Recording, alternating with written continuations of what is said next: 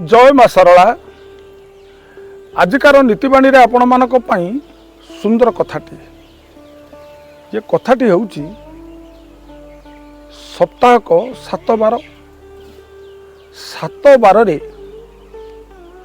गोटे बार मन रखि तांतु मंगलवार। ये मंगलवार दिन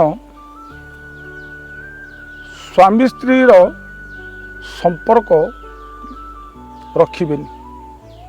मंगलवार रे स्वामी और स्त्री रो संपर्क केबे रखिबेनी।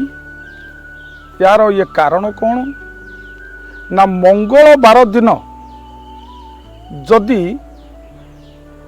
गर्भ मध्य संतानटी रही जाए से संतानटी गोटे छोटा कणा कुजा अंध यही भली संतानटीए जन्म लाभ करिवो।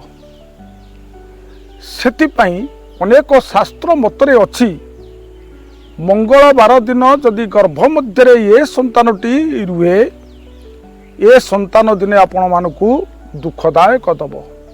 सेतिपाई मंगलवार दिनटी निषेध करा जाइछि एवं निषेध करने सत्वे सदाबले चाहिए गोटे सुंदर पुओटीए किंतु मंगलवारटा आम मानक पई उपयुक्त नुहे।